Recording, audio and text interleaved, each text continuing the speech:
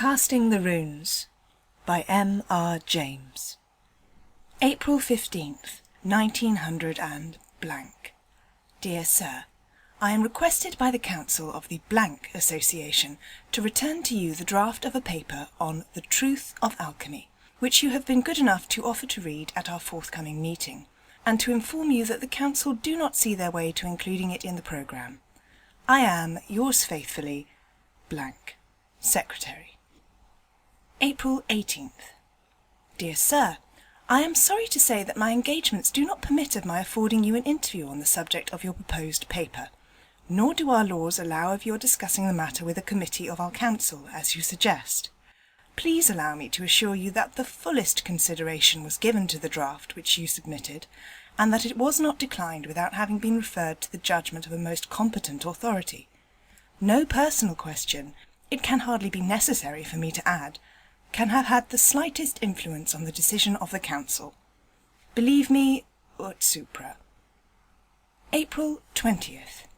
The Secretary of the Blank Association begs respectfully to inform Mr. Carswell that it is impossible for him to communicate the name of any person or persons to whom the draft of Mr. Carswell's paper may have been submitted, and further desires to intimate that he cannot undertake to reply to any further letters on this subject. "And who is Mr. Carswell?" inquired the Secretary's wife.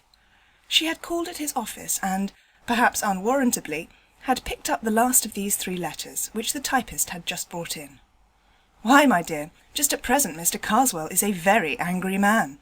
But I don't know much about him otherwise, except that he is a person of wealth. His address is Lufford Abbey, Warwickshire, and he's an alchemist, apparently, and wants to tell us all about it. And that's about all, except that I don't want to meet him for the next week or 2. Now, if you're ready to leave this place, I am." "What have you been doing to make him angry?" asked Mrs. Secretary. "The usual thing, my dear, the usual thing. He sent in a draft of a paper he wanted to read at the next meeting, and we referred it to Edward Dunning, almost the only man in England who knows about these things, and he said it was perfectly hopeless, so he declined it. So Carswell has been pelting me with letters ever since. The last thing he wanted was the name of the man we referred his nonsense to. You saw my answer to that. But don't you say anything about it, for goodness sake. I should think not indeed. Did I ever do such a thing? I do hope, though, that he won't get to know that it was poor Mr. Dunning." "Poor Mr. Dunning? I don't know why you call him that. He's a very happy man, is Dunning. Lots of hobbies and a comfortable home, and all his time to himself." "I only meant I should be sorry for him if this man got hold of his name, and came and bothered him." Yes, I dare say he would be poor Mr. Dunning then." The Secretary and his wife were lunching out, and the friends to whose house they were bound were Warwickshire people, so Mrs. Secretary had already settled it in her own mind that she would question them judiciously about Mr. Carswell. But she was saved the trouble of leading up to the subject, for the hostess said to the host, before many minutes had passed, "I saw the Abbot of Lufford this morning." The host whistled. "Did you? What in the world brings him up to town?" "Goodness knows. He was coming out of the British Museum gate as I drove past." It was not unnatural that Mrs. Secretary should inquire whether this was a real abbot who was being spoken of. "Oh no, my dear, only a neighbour of ours in the country who bought Lufford Abbey a few years ago. His real name is Carswell." "Is he a friend of yours?" asked Mr. Secretary with a private wink to his wife. The question let loose a torrent of declamation. There was really nothing to be said for Mr. Carswell. Nobody knew what he did with himself. His servants were a horrible set of people. He had invented a new religion for himself, and practised no one could tell what appalling rites. He was very easily offended, and never forgave anybody. He had a dreadful face, so the lady insisted, her husband somewhat demurring. He never did a kind action, and whatever influence he did exert was mischievous. "Do the poor man justice, dear," the husband interrupted. "You forgot the treat he gave the school children." "Forget it indeed! But I'm glad you mentioned it, because it gives an idea of the man. Now, Florence, listen to this. The first winter he was at Lufford, this delightful neighbour of ours wrote to the clergyman of his parish, he's not ours, but we know him very well, and offered to show the school children some magic lantern slides. He said he had some new kinds, which he thought would interest them. Well, the clergyman was rather surprised, because Mr. Carswell had shown himself inclined to be unpleasant to the children, complaining of their trespassing or something of the sort. But of course he accepted, and the evening was fixed, and our friend went himself to see that everything went right. He said he had never been so thankful for anything as that his own children were all prevented from being there. They were at a children's party at our house, as a matter of fact, because this Mr. Carswell had evidently set out with the intention of frightening those poor village children out of their wits, and I do believe if he had been allowed to go on, he would actually have done so. He began with some comparatively mild things. Red Riding Hood was one, and even then, Mr. Farrar said, the wolf was so dreadful that several of the smaller children had to be taken out. And he said Mr. Carswell began the story by producing a noise like a wolf howling in the distance, which was the most gruesome thing he had ever heard. All the slides he showed, Mr. Farrar said, were most clever. They were absolutely realistic, and where he had got them or how he worked them he could not imagine. Well, the show went on, and the stories kept on becoming a little more terrifying each time, and the children were mesmerised into complete silence. At last he produced a series which represented a little boy passing through his own park, Lufford, I mean, in the evening. Every child in the room could recognise the place from the pictures. And this poor boy was followed, and at last pursued and overtaken, and either torn in pieces or somehow made away with, by a horrible, hopping creature in white, which you first saw dodging about among the trees, and gradually it appeared more and more plainly. Mr. Farrar said it gave him one of the worst nightmares he ever remembered, and what it must have meant to the children doesn't bear thinking of. Of course, this was too much, and he spoke very sharply indeed to Mr. Carswell, and said it couldn't go on. All he said was, "Oh, you think it's time to bring our little show to an end and send them home to their beds? Very well."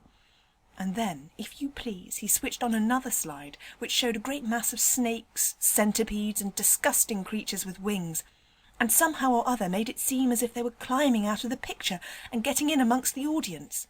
And this was accompanied by a sort of dry, rustling noise, which sent the children nearly mad, and of course they stampeded. A good many of them were rather hurt in getting out of the room, and I don't suppose one of them closed an eye that night. There was the most dreadful trouble in the village afterwards. Of course, the mothers threw a good part of the blame on poor Mr. Farrar, and if they could have got past the gates, I believe the fathers would have broken every window in the abbey. Well, now, that's Mr. Carswell. That's the Abbot of Lufford, my dear, and you can imagine how we covet his society. Yes, I think he has all the possibilities of a distinguished criminal, has Carswell, said the host. I should be sorry for anybody who got into his bad books. Is he the man, or am I mixing him up with someone else? Asked the secretary, who for some minutes had been wearing the frown of the man who is trying to recollect something. Is he the man who brought out a history of witchcraft some time back? 10 years or more? That's the man. Do you remember the reviews of it? Certainly I do, and what's equally to the point, I knew the author of the most incisive of the lot. So did you. You must remember John Harrington. He was at John's in our time. Oh, very well indeed, though I don't think I saw or heard of him between the time I went down and the day I read the account of the inquest on him. Inquest? Said one of the ladies. What happened to him? Why, what happened was that he fell out of a tree and broke his neck. But the puzzle was, what could have induced him to get up there? It was a mysterious business, I must say. Here was this man, not an athletic fellow, was he, and with no eccentric twist about him that was ever noticed, walking home along a country road late in the evening, no tramps about, well known and liked in the place, and he suddenly begins to run like mad, loses his hat and stick, and finally shins up a tree, quite a difficult tree, growing in the hedgerow. A dead branch gives way, and he comes down with it and breaks his neck, and there he's found next morning, with the most dreadful face of fear on him that could be imagined. It was pretty evident, of course, that he had been chased by something, and people talked of savage dogs and beasts escaped out of menageries, but there was nothing to be made of that. That was in '89, and I believe his brother Henry, whom I remember as well at Cambridge, but you probably don't, has been trying to get on the track of an explanation ever since. He, of course, insists there was malice in it, but I don't know. It's difficult to see how it could have come in. After a time, the talk reverted to the history of witchcraft. "Did you ever look into it?" asked the host. "Yes, I did," said the secretary. "I went so far as to read it." "Was it as bad as it was made out to be?" "Oh, in point of style and form, quite hopeless. It deserved all the pulverising it got. But, besides that, it was an evil book. The man believed every word of what he was saying, and I'm very much mistaken if he hadn't tried the greater part of his receipts." "Well, I only remember Harrington's review of it, and I must say if I'd been the author it would have quenched my literary ambitions for good. I should never have held up my head again. It hasn't had that effect in the present case. But come, it's 3:30, I must be off." On the way home, the secretary's wife said, "I do hope that horrible man won't find out that Mr. Dunning had anything to do with the rejection of his paper." "I don't think there's much chance of that," said the secretary. "Dunning won't mention it himself, for these matters are confidential, and none of us will for the same reason. Carswell won't know his name, for Dunning hasn't published anything on the subject yet. The only danger is Carswell might find out if he was to ask the British Museum people who was in the habit of consulting alchemical manuscripts. I can't very well tell them not to mention Dunning, can I? It would set them talking at once. Let's hope it won't occur to him." However, Mr. Carswell was an astute man. This much is in the way of prologue. On an evening rather later in the same week, Mr. Edward Dunning was returning from the British Museum, where he had been engaged in research, to the comfortable house in a suburb where he lived alone, tended by 2 excellent women who had been long with him. There is nothing to be added by the way of description of him to what we have heard already. Let us follow him as he takes his sober course homewards. A train took him to within a mile or 2 of his house, and an electric tram a stage farther. The line ended at a point some 300 yards from his front door. He had had enough of reading when he got into the car, and indeed the light was not such as to allow him to do more than study the advertisements on the panes of glass that faced him as he sat. As was not unnatural, the advertisements in this particular line of cars were objects of his frequent contemplation, and, with the possible exception of the brilliant and convincing dialogue between Mr. Lamplough and an eminent K.C. on the subject of pyretic saline, none of them afforded much scope to his imagination. I am wrong. There was one at the corner of the car farthest from him which did not seem familiar. It was in blue letters on a yellow ground, and all that he could read of it was a name, John Harrington, and something like a date. It could be of no interest to him to know more, but for all that, as the car emptied, he was just curious enough to move along the seat until he could read it well. He felt, to a slight extent, repaid for his trouble. The advertisement was not of the usual type. It ran thus: "In memory of John Harrington, F.S.A., of the Laurels, Ashbrook, died September 18th, 1889. 3 months were allowed." The car stopped. Mr. Dunning, still contemplating the blue letters on the yellow ground, had to be stimulated to rise by a word from the conductor. "I beg your pardon," he said. "I was looking at that advertisement. It's a very odd one, isn't it?" The conductor read it slowly. "Well, my word," he said. "I never see that one before. Well, that is a cure, ain't it? Someone been up to their jokes here, I should think." He got out a duster and applied it, not without saliva, to the pane, and then to the outside. "No," he said, returning, "that ain't no transfer. Seems to me as if it were regular in the glass. What I mean in the substance, as you may say. Don't you think so, sir?" Mr. Dunning examined it, and rubbed it with his glove, and agreed.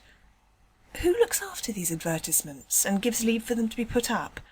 I wish you would inquire. I will just take a note of the words." At this moment there came a call from the driver. "Look alive, George! Time's up." All right. There's something else what's up at this end. You come and look at this here glass." "What's gone on with the glass?" said the driver, approaching. "Well, and who's Harrington? What's it all about?" "I was just asking who was responsible for putting up the advertisements in your cars, and saying it would be as well to make some inquiry about this one." "Well, sir, that's all done at the company's office, that work is. It's our Mr. Timms, I believe, looks into that. When we put up tonight, I'll leave word, and perhaps I'll be able to tell you tomorrow if you happen to be coming this way." This was all that passed that evening. Mr. Dunning did just go to the trouble of looking up Ashbrook, and found that it was in Warwickshire. Next day he went to town again. The car, it was the same car, was too full in the morning to allow of his getting a word with the conductor. He could only be sure that the curious advertisement had been made away with. The close of day brought a further element of mystery into the transaction. He had missed the tram, or else preferred walking home, but at a rather late hour, while he was at work in his study, one of the maids came to say that 2 men from the tramways were very anxious to speak to him. This was a reminder of the advertisement, which he had, he says, nearly forgotten. He had the men in. They were the conductor and driver of the car, and when the matter of refreshment had been attended to, asked what Mr. Timms had to say about the advertisement. "Well, sir, that's what we took the liberty to step round about," said the conductor. "Mr. Timms, he give William here the rough side of his tongue about that. According to him, there weren't no advertisement of that description sent in, nor ordered, nor paid for, nor put up, nor nothink, let alone not being there, and we were playing the fool taking up his time. Well, I says, if that's the case, all I ask of you, Mr. Timms, I says, is to take and look at it for yourself, I says. Of course, if it ain't there, I says, you may take and call me what you like. Right, he says, I will, and we went straight off. Now, I leave it to you, sir, if that ad, as we term 'em, with Harrington on it weren't as plain as ever you see anythink. Blue letters on yellow glass, and as I says at the time, and you borne me out, regular in the glass, because if you remember, you recollect of me swabbing it with me duster." "To be sure I do, quite clearly. Well?" "You may say well, I don't think. Mr. Timms, he get in that car with a light. No, he tell William to hold the light outside. Now, he says, where's your precious ad, what we've heard so much about? Here it is, I says, Mr. Timms, and I laid my hand on it." The conductor paused. "Well," said Mr. Dunning, "it was gone, I suppose. Broken?" "Broke? Not it. There weren't, if you believe me, no more trace of them letters, blue letters they was, on that piece of glass than... Well, it's no good me talking. I never see such a thing. I leave it to William here if... But there, as I says, what's the benefit in me going on about it?" "And what did Mr. Timms say?" "Why, he did what I give him leave to, called us pretty much anything he liked, and I don't know as I blame him so much neither. But what we thought, William and me did, was as we seen you take down a bit of a note about that, well, that lettering." "I certainly did, and I have it now. Did you wish me to speak to Mr. Timms myself and show it to him? Was that what you came in about?" "There, didn't I say as much?" said William. "Deal with a gent if you can get on the track of one, that's my word. Now, perhaps, George, you'll allow as I ain't took you very far wrong tonight." "Very well, William, very well. No need for you to go on as if you'd had to frogs march me here. I come quiet, didn't I?" "All the same for that. We hadn't ought to take up your time this way, sir, but if it so happened you could find time to step round to the company's office in the morning and tell Mr. Timms what you seen for yourself, we should lay under a very high obligation to you for the trouble.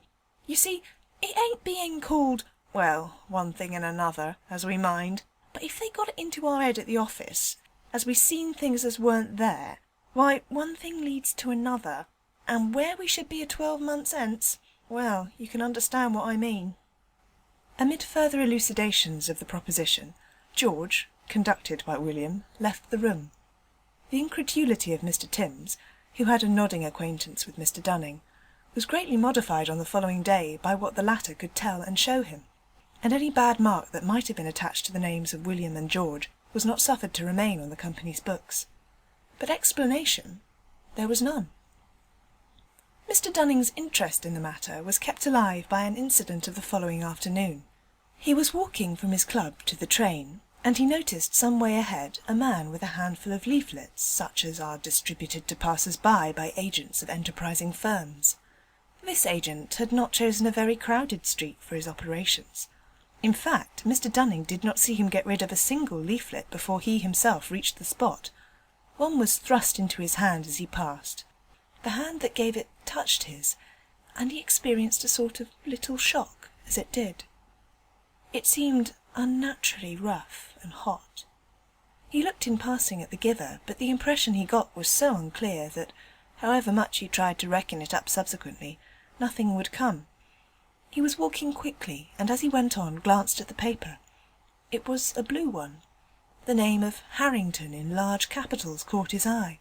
He stopped, startled, and felt for his glasses. The next instant the leaflet was twitched out of his hand by a man who hurried past, and was irrecoverably gone. He ran back a few paces, but where was the passer-by, and where the distributor? It was in a somewhat pensive frame of mind that Mr. Dunning passed on the following day into the select manuscript room of the British Museum, and filled up tickets for Harley 3586 and some other volumes. After a few minutes they were brought to him, and he was settling the one he wanted first upon the desk, when he thought he heard his own name whispered behind him. He turned round hastily, and in doing so brushed his little portfolio of loose papers onto the floor. He saw no one he recognised except one of the staff in charge of the room, who nodded to him, and he proceeded to pick up his papers.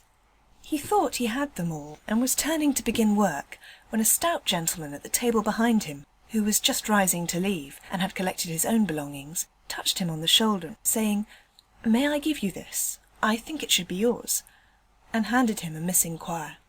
"It is mine, thank you," said Mr. Dunning. In another moment the man had left the room. Upon finishing his work for the afternoon, Mr. Dunning had some conversation with the assistant in charge, and took occasion to ask who the stout gentleman was. "Oh, he's a man named Carswell," said the assistant. "He was asking me a week ago who were the great authorities on alchemy, and of course I told him you were the only one in the country. I'll see if I can't catch him. He'd like to meet you, I'm sure." "Oh, for heaven's sake, don't dream of it," said Mr. Dunning.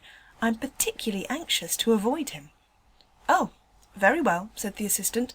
"He doesn't come here often. I dare say you won't meet him." More than once on the way home that day, Mr. Dunning confessed to himself that he did not look forward with his usual cheerfulness to a solitary evening. It seemed to him that something ill-defined and impalpable had stepped in between him and his fellow men, had taken him in charge, as it were. He wanted to sit close up to his neighbours in the train and in the tram, but as luck would have it, both train and car were markedly empty. The conductor George was thoughtful, and appeared to be absorbed in calculations as to the number of passengers. On arriving at his house he found Dr. Watson, his medical man, on his doorstep. "I've had to upset your household arrangements, I'm sorry to say, Dunning. Both your servants hors de combat. In fact, I've had to send them to the nursing home." "Good heavens, what's the matter?" "It's something like ptomaine poisoning, I should think. You've not suffered yourself, I can see, or you wouldn't be walking about. I think they'll pull through all right." "Dear, dear, have you any idea what brought it on?" "Well, they tell me they bought some shellfish from a hawker at their dinner time. It's odd. I've made inquiries, but I can't find that any hawker has been to other houses in the street. I couldn't send word to you. They won't be back for a bit yet. You come and dine with me tonight anyhow, and we can make arrangements for going on. 8 o'clock. Don't be too anxious." The solitary evening was thus obviated, at the expense of some distress and inconvenience, it is true. Mr. Dunning spent the time pleasantly enough with the doctor, a rather recent settler, and returned to his lonely home at about 11:30.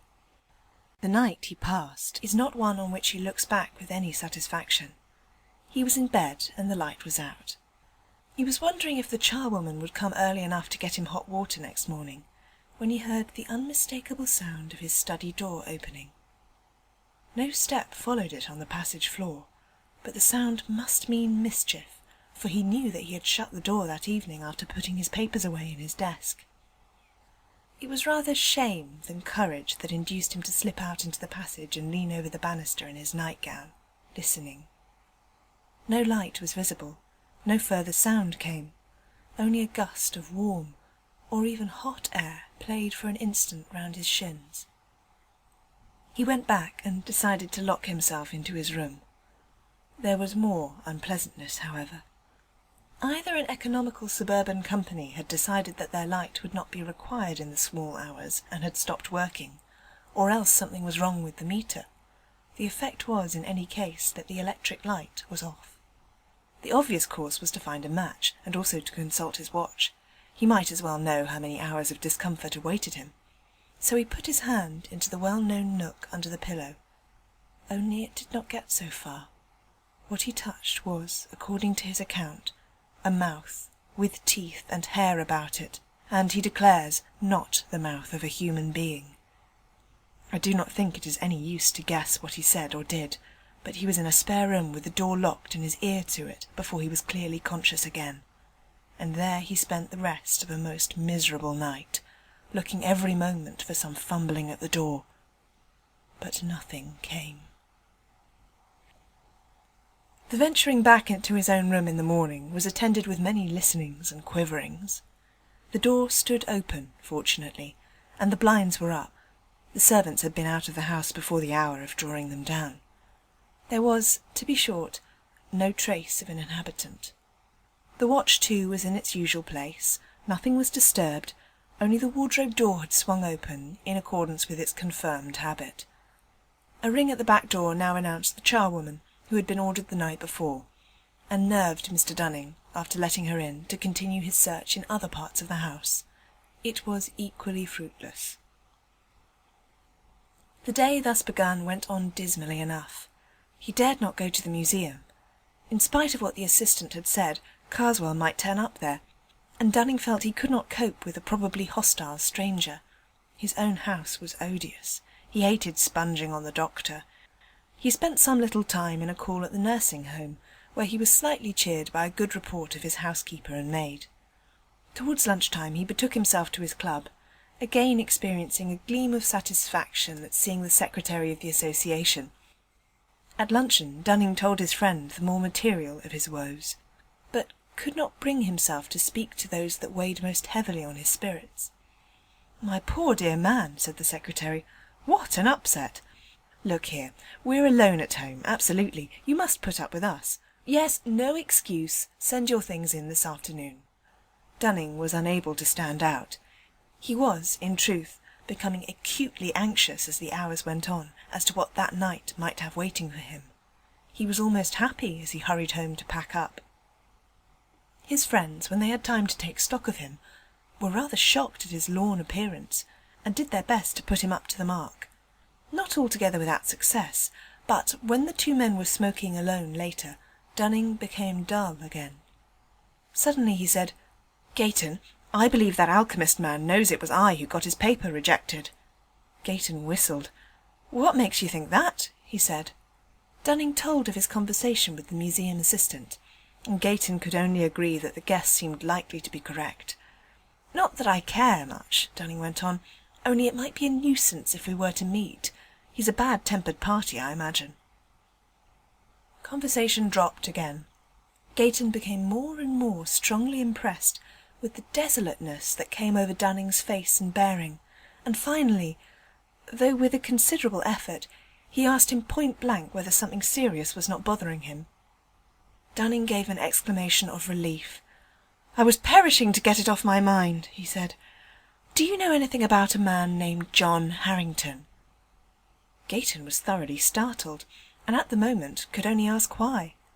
Then the complete story of Dunning's experiences came out, what had happened in the tram-car, in his own house and in the street, the troubling of spirit that had crept over him and still held him, and he ended with the question he had begun with.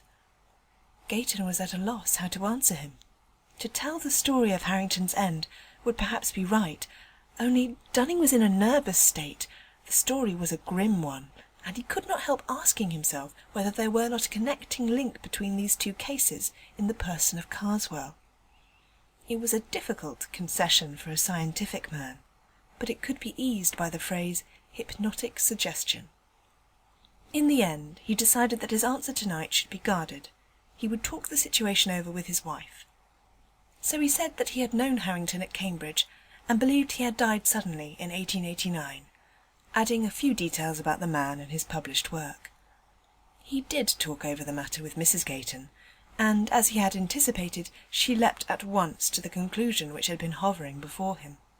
It was she who reminded him of the surviving brother, Henry Harrington, and she also who suggested that he might be got hold of by means of their hosts of the day before. He might be a hopeless crank, objected Gayton. That could be ascertained from the Bennets, who knew him, Mrs. Gayton retorted, and she undertook to see the Bennets the very next day. It is not necessary to tell in further detail the steps by which Henry Harrington and Dunning were brought together. The next scene that does require to be narrated is a conversation that took place between the two. Dunning had told Harrington of the strange ways in which the dead man's name had been brought before him, and had said something besides of his own subsequent experiences. Then he had asked if Harrington was disposed, in return, to recall any of the circumstances connected with his brother's death. Harrington's surprise at what he heard can be imagined, but his reply was readily given. John, he said, was in a very odd state undeniably from time to time during some weeks before, though not immediately before, the catastrophe. There were several things.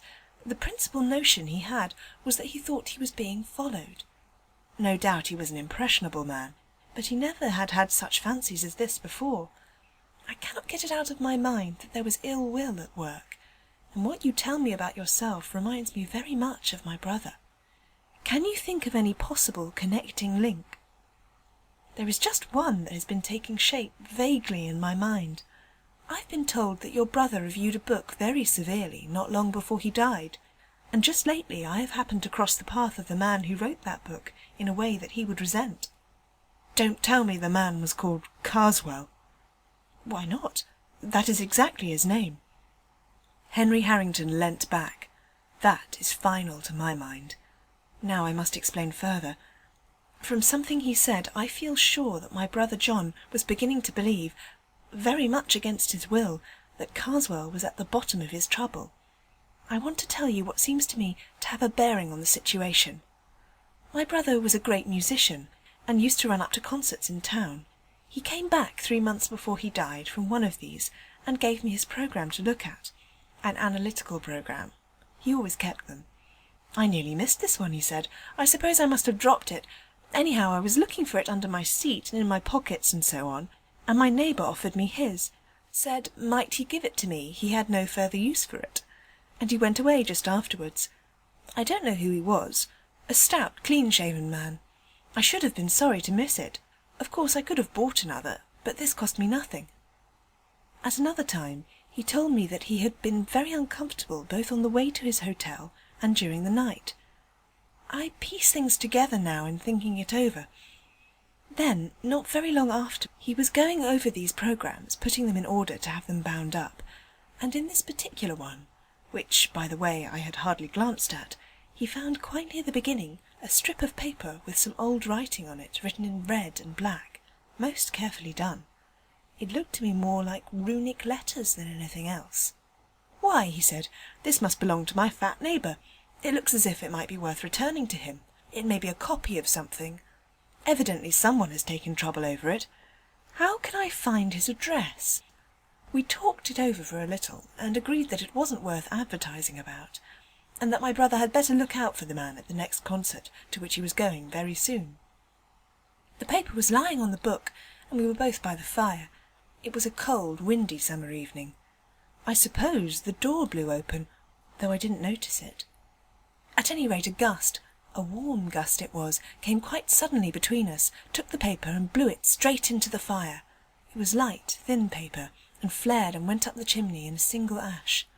Well, I said, you can't give it back now. He said nothing for a minute. Then rather crossly, no, I can't, but why you should keep on saying so I don't know. I remarked that I didn't say it more than once. Not more than 4 times, you mean, was all he said. I remember all that very clearly without any good reason. And now, to come to the point, I don't know if you looked at that book of Karswell's which my unfortunate brother reviewed. It's not likely that you should, but I did, both before his death and after it. The first time we made game of it together. It was written in no style at all, split infinitives and every sort of thing that makes an Oxford gorge rise. Then there was nothing that the man didn't swallow, mixing up classical myths and stories out of the Golden Legend with reports of savage customs of today. All very proper, no doubt, if you know how to use them, but he didn't. He seemed to put the Golden Legend and the Golden Bough exactly on a par, and to believe both. A pitiable exhibition, in short. Well, after the misfortune, I looked over the book again. It was no better than before, but the impression which it left this time on my mind was different. I suspected, as I told you, that Karswell had borne ill will to my brother, even that he was in some way responsible for what had happened, and now his book seemed to be a very sinister performance indeed. One chapter in particular struck me, in which he spoke of casting the runes on people, either for the purpose of gaining their affection or of getting them out of the way, perhaps more especially the latter. He spoke of all this in a way that really seemed to me to imply actual knowledge. I've got no time to go into details, but the upshot is that I am pretty sure from information received that the civil man at the concert was Karswell. I more than suspect, that the paper was of importance, and I do believe that if my brother had been able to give it back, he might have been alive now. Therefore, it occurs to me to ask you whether you have anything to put beside what I have told you. By way of answer, Dunning had the episode in the manuscript room at the British Museum to relate. Then he did actually hand you some papers. Have you examined them? No, because we must, if you'll allow it, look at them at once, and very carefully. They went to the still empty house. Empty, for the two servants were not yet able to return to work. Dunning's portfolio of papers was gathering dust on the writing table. In it were the quires of small-sized scribbling paper which he used for his transcripts, and from one of these, as he took it up, there slipped and fluttered out into the room with uncanny quickness a strip of thin, light paper. The window was open, but Harrington slammed it to, just in time to intercept the paper, which he caught. "I thought so," he said. "It might be the identical thing that was given to my brother. You'll have to look out, Dunning. This may mean something quite serious for you." A long consultation took place. The paper was narrowly examined. As Harrington had said, the characters on it were more like runes than anything else, but not decipherable by either man, and both hesitated to copy them, for fear, as they confessed, of perpetuating whatever evil purpose they might conceal. So it has remained impossible, if I may anticipate a little, to ascertain what was conveyed in this curious message or commission. Both Dunning and Harrington are firmly convinced that it had the effect of bringing its possessors into very undesirable company. That it must be returned to the source whence it came they were agreed, and further that the only safe and certain way was that of personal service, and here contrivance would be necessary, for Dunning was known by sight to Karswell. He must, for one thing, alter his appearance by shaving his beard. But then might not the blow fall first? Harrington thought they could time it. He knew the date of the concert at which the black spot had been put on his brother. It was June 18th. The death had followed on September 18th. Dunning reminded him that 3 months had been mentioned on the inscription on the car window. "Perhaps," he added with a cheerless laugh, "mine may be a bill at 3 months too. I believe I can fix it by my diary. Yes, April 23rd was the day at the museum. That brings us to July 23rd. Now, you know, it becomes extremely important to me to know anything you will tell me about the progress of your brother's trouble, if it is possible for you to speak of it." "Of course. Well, the sense of being watched whenever he was alone was the most distressing thing to him. After a while I took to sleeping in his room, and he was the better for that. Still, he talked a great deal in his sleep."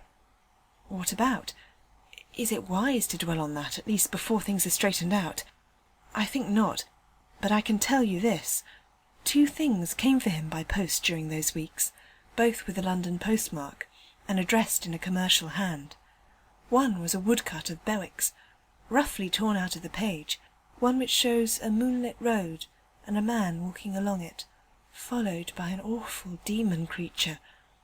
Under it were written the lines out of the Ancient Mariner, which I suppose the cut illustrates, about one who, having once slipped drowned, walks on and turns no more his head, because he knows a frightful fiend doth close behind him tread. The other was a calendar, such as tradesmen often send. My brother paid no attention to this, but I looked at it after his death, and found that everything after September 18th had been torn out. You may be surprised at his having gone out alone the evening he was killed, but the fact is, during the last 10 days or so of his life, he had been quite free from the sense of being followed or watched. The end of the consultation was this. Harrington, who knew a neighbour of Karswell's, thought he saw a way of keeping a watch on his movements. It would be Dunning's part to be in readiness to try to cross Karswell's path at any moment, to keep the papers safe and in a place of ready access. They parted. The next weeks were, no doubt, a severe strain upon Dunning's nerves. The intangible barrier which had seemed to rise about him on the day when he received the paper gradually developed into a brooding blackness that cut him off from the means of escape to which one might have thought he might resort. No one was at hand who was likely to suggest them to him, and he seemed robbed of all initiative. He waited with inexpressible anxiety as May, June, and early July passed on for a mandate from Harrington, but all this time Karswell remained immovable at Lufford. At last, in less than a week before the date he had come to look upon as the end of his earthly activities, came a telegram. Leaves Victoria by boat train Thursday night. Do not miss.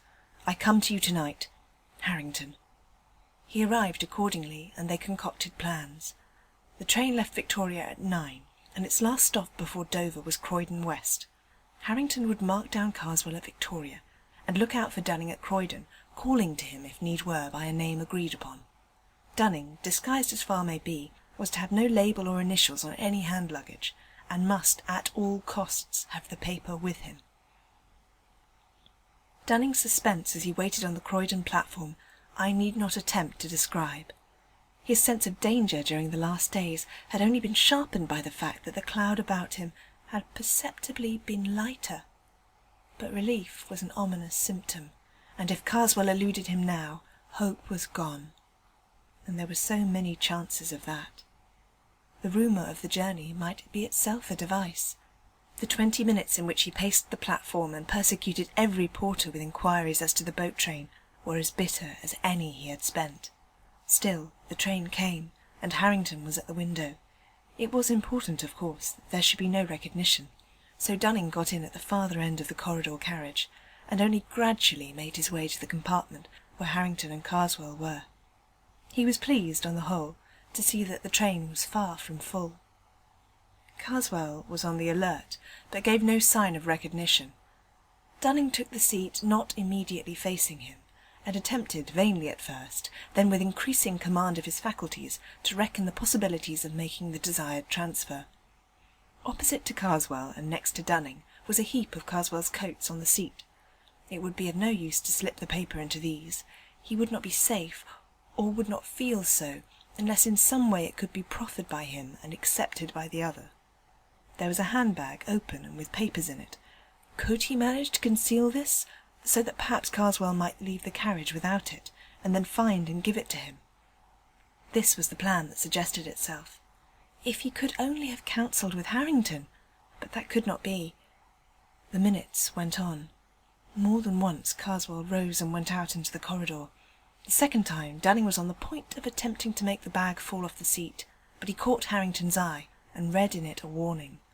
Karswell, from the corridor, was watching, probably to see if the two men recognised each other. He returned, but was evidently restless, and when he rose the third time, hope dawned, for something did slip off his seat, and fall with hardly a sound to the floor. Karswell went out once more, and passed out of range of the corridor window. Dunning picked up what had fallen, and saw that the key was in his hands, in the form of one of Cook's ticket cases, with tickets in it.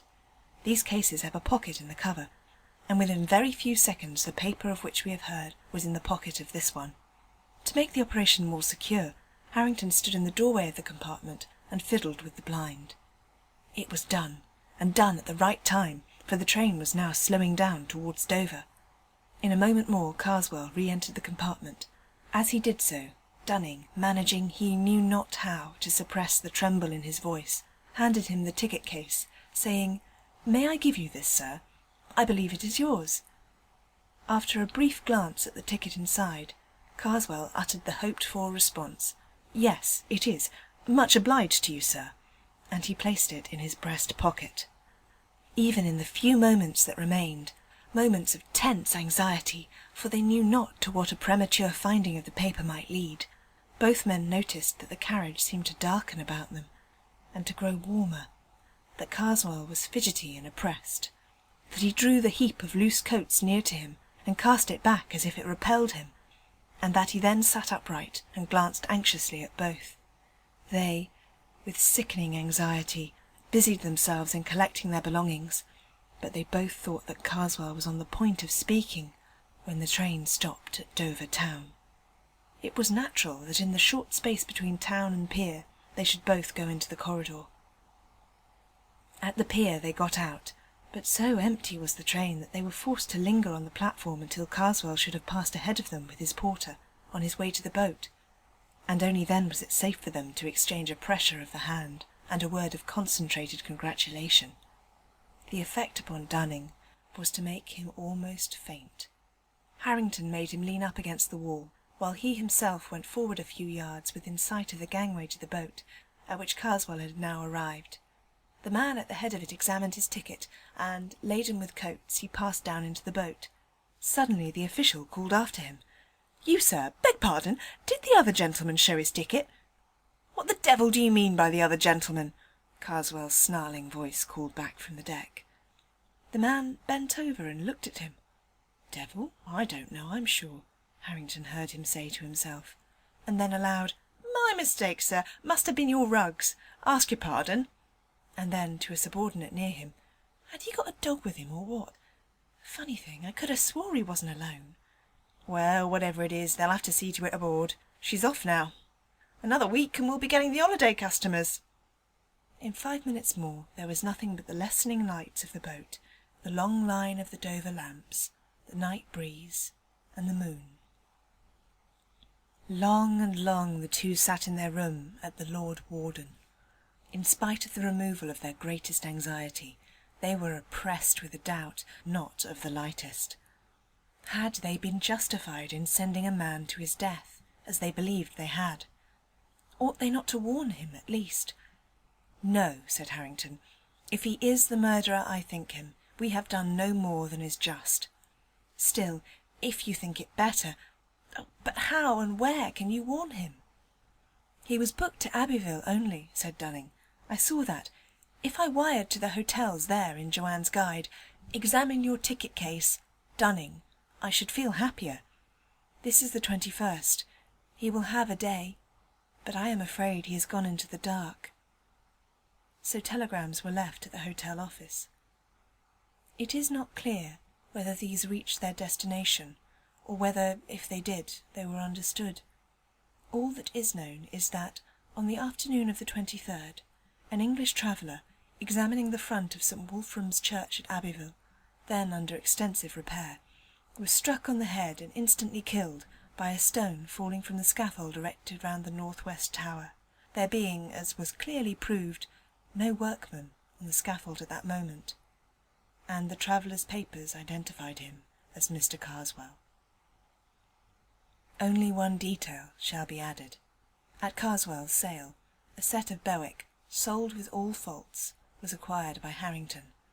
The page with the woodcut of the traveller and the demon was, as he expected, mutilated. Also, after a judicious interval, Harrington repeated to Dunning something of what he had heard his brother say in his sleep, but it was not long before Dunning stopped him. End of Casting the Runes, recorded by Cat Matfield on the 23rd of December, 2008.